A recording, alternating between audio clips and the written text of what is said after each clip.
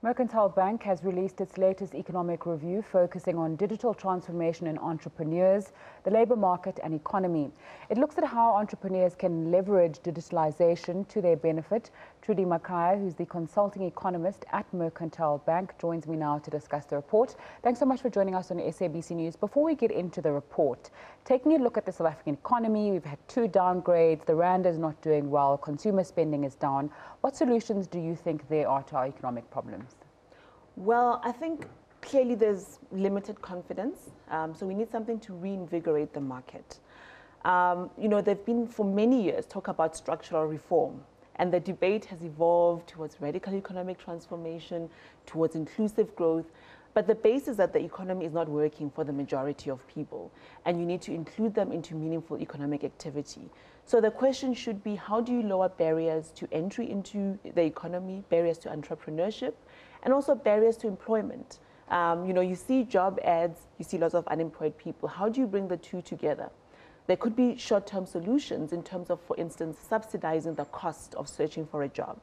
Longer-term solutions, scaling up people, because we see that most of the jobs are in the tertiary sector, whereas people are still qualified for the more primary, mining, basic manufacturing sectors. So I think, if you take a short-term, medium-term, long-term view, we can find ways just to reduce these barriers and ensure that there's participation, because in that way you generate demand for goods and services. You also have very productive people. Entrepreneurship, as you've also mentioned, is a way to ensure that the South African economy grows. Does South Africa have the right conditions for people starting small and medium enterprises? It's a huge debate. So there was actually a report that came out not long ago pointing to the giants like the MTNs, the Discoveries, the Bidvests that came, along post-94 to say that we have created some iconic companies. At the same time, at the smaller end, there are lots of businesses that are trapped into survivalist mode. They employ the business owner, the business founder only, maybe one other person, but they don't move far beyond that. So on the one hand, you have these giants, a few that have managed to break through, but in most sectors, you still have 4 or 5 companies dominating, and then this whole mass of small players. Now, what keeps them small? Some would say it's red tape, regulation, but others would say it's lack of market access. The two are not talking to each other. The smaller ones are trapped often in low-income communities. They don't have access to the value chains of bigger companies. They could be supplying bigger companies, but there aren't avenues to do that. So there's the red tape school, which I think it's an important school of thought. There is a bit of that, but we also need to think about how there are other barriers like finance, like networks, like social capital that keep companies small. Let's talk about this report. You speak about digitalization, digital transformation, how it can help entrepreneurs. Talk us through what that is. So that is transformation that goes beyond just putting things online, which is the first step, I suppose, getting paper records digitized.